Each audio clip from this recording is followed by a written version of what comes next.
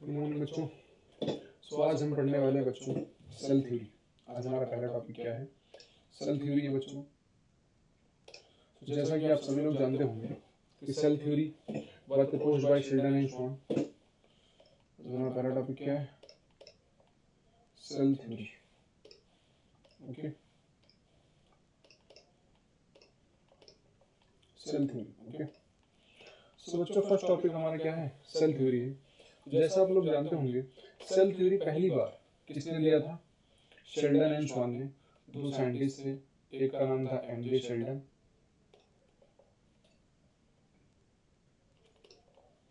एक का नाम था एमजे शेल्डन, ठीक है बेटा। एंड दूसरे का नाम क्या था?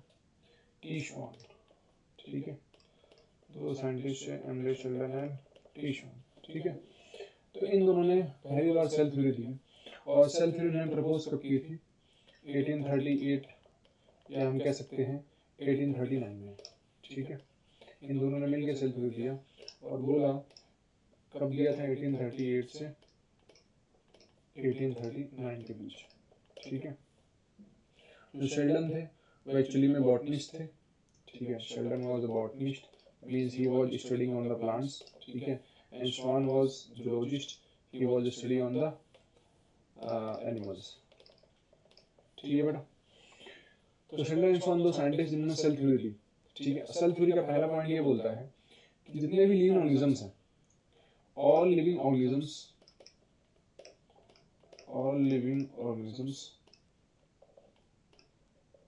are made up of cell. All living organisms are made up of cell and product of cell, ठीक है। जितने भी लिविंग ऑर्गेनिजम्स हैं वो किससे बने हैं? सेल से एंड सेल के प्रोडक्ट से, राइट बच्चों। तो जैसा कि हम जानते हैं, चाहे आप हमारी बात करें या किसी प्लांट की बात करें या किसी एनिमल की बात करें, तो सभी किससे बने हैं? सेल से बने हैं। तो इसलिए हम कहते हैं कि क्या all living organisms are made of cell and product of cell, ठीक है। प्रोडक्ट ऑफ सेल, ठीक है। अब यहाँ सोचने वाली बात है बेटा कि हाँ, ये बात तो सही है कि सभी किससे बने हैं? सेल से। प्रोडक्ट ऑफ सेल का मतलब यहाँ पर क्या है? टिश्यू। प्रोडक्ट ऑफ सेल का मतलब यहाँ पर क्या है? टिश्यू। प्रोडक्ट ऑफ सेल का मतलब क्या है बेटा? टिश्यू। कि सभी ऑर्गेनिज्म किससे बने हैं? सेल से बने हैं एंड टिश्यू से बने हैं, हम एक तरीके से कह सकते हैं, ठीक है। पहला पॉइंट तो ये था। दूसरा पॉइंट इन्होंने ये दिया बच्चों कि जो सेल्स होते हैं वो स्पॉन्टेनियसली बनते हैं, that all cells arise spontaneously, right. all cells arise spontaneously। Spontaneously का मतलब कि अचानक से जो है सेल आ जाता है, और इसी को इन्होंने बोला डी नोवो। इसी को क्या बोला इन्होंने? De novo, right. All cells arise spontaneously, या फिर क्या? De novo. लेकिन बच्चों हम जानते हैं कि सेल अपने आप थोड़ी आ सकता है कि नहीं? ऐसा तो है नहीं कि सेल कहीं से आके टपक गया, है कि नहीं? पुराना वाला सेल डिवाइड होता है तब जाके नया सेल बनता है, आज हम जानते हैं, राइट। तो हम बोल सकते हैं कि ये जो सेकंड पॉइंट इन्होंने दिया ये इतना वैलिड नहीं था, या फिर हम ये बोल सकते हैं कि ये इतना इसको एक्सप्लेन नहीं कर पाए कि ऑल सेल्स अराइज स्पॉन्टेनियसली, ठीक है। फिर एक साइंटिस्ट आए जिन्होंने इस सेल थ्योरी को एक्सटेंड किया। एक साइंटिस्ट आए जिन्होंने क्या किया? इस जो सेल थ्योरी उन्होंने दिया शेल्डन एंड श्वान ने, इसको एक्सटेंड किया, जिसे हमने क्या बोला? Extension of cell theory. जिसे हमने क्या बोला? Extension of cell theory.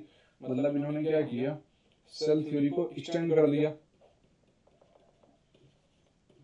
Extension of cell theory. और जब सेल थ्योरी को एक्सटेंड किया, तो सेल थ्योरी को जब उन्होंने एक्सटेंड किया तो उसको क्या बोल दिया? Modern cell theory. क्या बोल दिया बच्चों? मॉडर्न सेल थ्योरी, ठीक है, राइट। तो मॉडर्न सेल थ्योरी में हम आज जानते हैं कि पहला पॉइंट तो सेम है। मॉडर्न सेल थ्योरी में जो है पहला पॉइंट सेम है। मॉडर्न सेल थ्योरी क्या बोलती है कि all living organisms are made up of cell. All living organisms are made up of cell and product of cell and product of cell, ठीक है। लेकिन जो सेकंड पॉइंट है बच्चों, इस सेकंड पॉइंट को ऐड किया गया, ठीक है। जिस मॉडर्न सेल थ्योरी का सेकंड पॉइंट है, इसको ऐड किया, और उन साइंटिस्ट का नाम क्या है, रुडोल्फ वर्चू, ठीक है। एक साइंटिस्ट है जिनका नाम क्या है, रुडोल्फ वर्चू। उन्होंने इस सेकंड पॉइंट को ऐड किया और बोला कि all new cells arise from pre existing cell, मतलब जितने भी नए सेल हैं वो तब कब बनेंगे, जब पुराना वाला सेल क्या होगा, डिवाइड होगा। तो इसको ये सेकंड पॉइंट देने वाले एक साइंटिस्ट जिनका नाम क्या है, रुडोल्फ वर्चू, ठीक है। सो जिन्हें हम बोलते हैं रुडोल्फ वर्चू, रुडोल्फ वर्चू ने 1855 में, कब, 1855 में सेकेंड पॉइंट को ऐड किया सेल थ्योरी का और बोला कि ऑल सेल्स अराइज फ्रॉम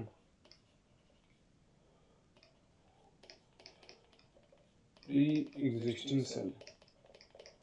ये मैंने लास्ट क्लास में भी आपको बताया था, ठीक है, कि all cells arise from pre existing cell, मतलब पुराना वाला सेल जब डिवाइड होगा तभी जाके नए सेल बनते हैं, ठीक है। और प्री एग्जिस्टिंग सेल के लिए इन्होंने एक टर्म दिया था जो कि लैटिन वर्ड है, उसका नाम क्या है, ओमिनस सेलुला ए सेलुला, ठीक है। तो प्री एग्जिस्टिंग सेल को हम लैटिन भाषा में क्या बोलते हैं, ओमिनस सेलुला ए सेलुला, राइट। तो सिंपल सी बात है, रुडोल्फ वर्चू ने सेल थ्योरी को मॉडिफाई किया, और सेकंड पॉइंट जो सेल थ्योरी का यही है, ये पहला पॉइंट है सेल थ्योरी का, और ये क्या है, दूसरा पॉइंट है सेल थ्योरी, ठीक है। लेकिन जो दूसरा पॉइंट है ये किसने दिया, रुडोल्फ वर्चू ने दिया था 1855 में, और बोला जितने भी नए सेल हैं वो किससे निकलते हैं, जब पुराना वाला सेल डिवाइड होता है, right. So all cells arise from the pre existing cell, ठीक है बेटा। आगे बढ़ते हैं,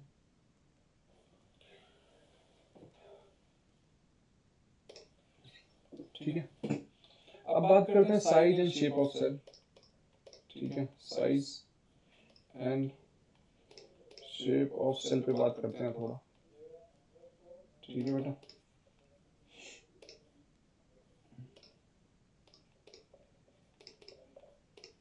size and shape of cell पे बात करते हैं, ठीक है बेटा।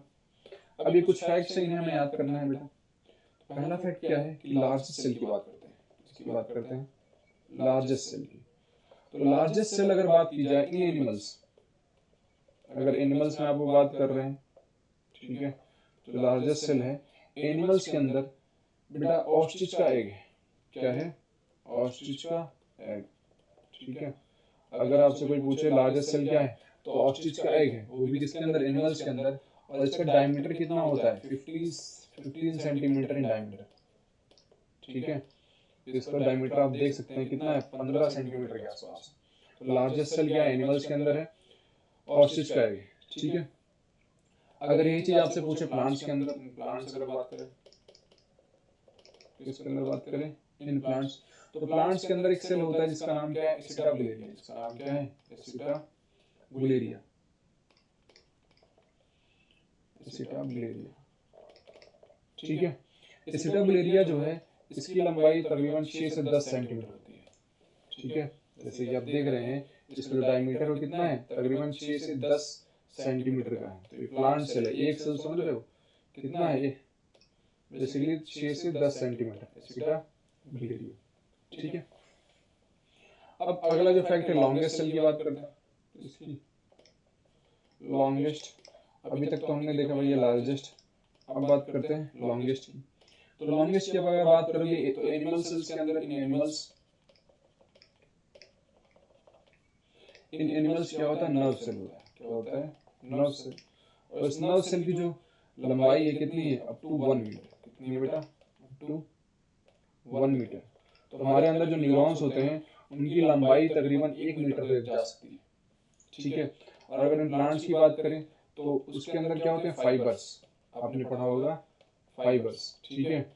ये फाइबर्स बेसिकली किसके बने होते हैं, स्क्लेरेनकाइमा के सेल्स होते हैं, ठीक है, स्क्लेरेनकाइमा फाइबर्स, आपने पढ़ा होगा इस चीज को, ठीक है, प्लांट्स के अंदर। तो आपने जैसे जाइलम और फ्लोएम के अंदर भी क्या होते हैं, फाइबर्स होते हैं, जाइलम फाइबर्स और फ्लोएम फाइबर्स, ठीक है। जाइलम फाइबर और जो फ्लोएम फाइबर्स हैं बेसिकली क्या होते हैं, स्क्लेरेनकाइमा के सेल्स होते हैं, राइट। अब सबसे इंपॉर्टेंट बात की जाए तो स्मॉलेस्ट सेल की बात की जाए कि भैया हमने बड़े सेल की तो बात कर ली, लेकिन छोटा सेल कौन सा है, ठीक है। तो स्मॉलेस्ट सेल बेटा हमारा क्या है, माइकोप्लाज्मा। क्या है, माइकोप्लाज्मा, ठीक है।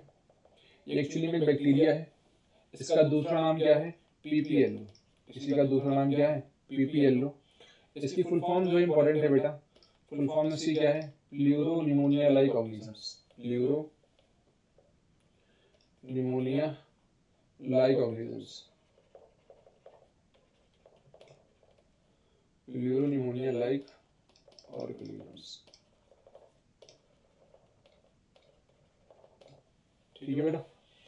तो ये एक्चुअली में क्या है बेटा, bacteria, it is a bacteria.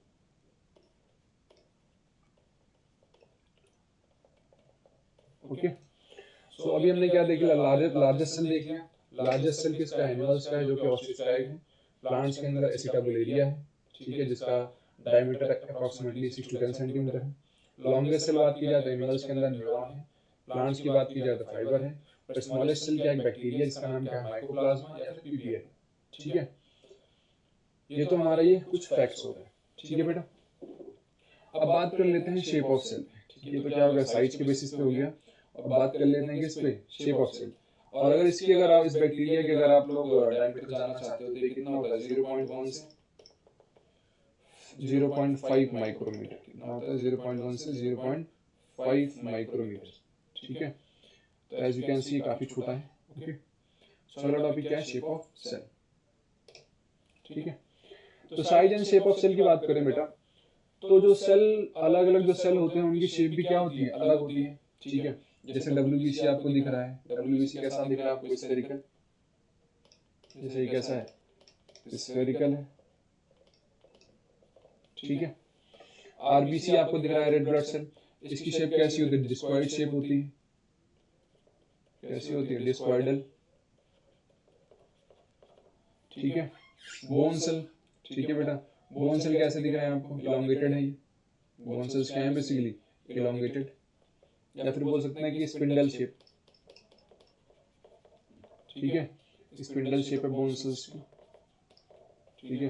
ये नर्व सेल्स हैं, इनकी शेप कैसी है, इलोंगेटेड है, मतलब काफी लंबे से है, ठीक है। इंटेस्टाइनल सेल्स है, ये कैसा शेप है, कॉलम शेप है, जैसे कॉलम होता है उस शेप है इसकी। ओवम कैसा है, स्फेरिकल है। ओवम कैसा है, स्फेरिकल, जो कि फीमेल गैमेट है आपका। और स्पर्म सेल भी कैसा है, इलोंगेटेड है, ठीक है। ये भी कैसा है, elongated, okay. So as we can see that जो डिफरेंट सेल्स उनकी शेप भी क्या होती है, डिफरेंट होती है, ठीक है। तो कुछ लिख लेते हैं इनके बारे में थोड़ा बहुत, कि कौन से सेल की शेप कैसी है। तो इलोंगेटेड किसकी है, न्यूरॉन्स की है या फिर नर्व सेल की है। इलोंगेटेड कौन से होते हैं, नर्व सेल, ठीक है। मसल सेल्स कैसे होते हैं, स्पिंडल शेप, ठीक है। स्पिंडल शेप किसकी है, मसल सेल्स की है, मसल सेल्स, ठीक है बेटा। कैसे हैं, स्पिंडल शेप के, ओके। और बात की जाए आरबीसी की, आरबीसी की शेप इंपॉर्टेंट है, वेरी इंपॉर्टेंट, ठीक है। डिस्कॉइडल, ठीक है। डिस्कॉइडल शेप किसकी होती है, आरबीसी की, ठीक है। या फिर और बाई कनकेव भी होती है, डिस्कॉइडल प्लस, इसको हम बाई कनकेव भी कहते हैं, बाई कनकेव, ठीक है। आरबीसी की शेप कैसी होती है, डिस्क जैसी होती है, प्लस ये बाई कनकेव होती है। बाई कनकेव मतलब आप इसकी अपर सरफेस देखोगे तो वो भी कनकेव शेप में होती है, और लोअर सरफेस देखोगे तो वो भी कैसी होती है, कनकेव शेप होती है, ठीक है। अब एक होती है स्लीपर शेप्ड, जैसे हमारी चप्पल चप्पल होती है, स्लीपर्स आप लोग देखी होगी, तो ऐसा पैरामीशियम है। अगर आपने पैरामीशियम देखा होगा तो पैरामीशियम कैसा होता है, स्लीपर शेप्ड होता है, ठीक है। पैरामीशियम कैसा है, स्लीपर शेप का होता है, ठीक है। पॉलीगोनल की बात की जाए तो जो हमारे लीवर सेल्स वो कैसे होते हैं, पॉलीगोनल होते हैं, कैसे होते हैं, पॉलीगोनल, ठीक है बच्चों। तो एज यू कैन सी कि अलग अलग जो सेल्स हैं उनकी शेप भी क्या है, अलग अलग है, ओके। तो आज हमने यहाँ तक पढ़ा size and shape of cell तक। इसके आगे बेटा हम नेक्स्ट क्लास में कंटिन्यू करेंगे। Thank you so much.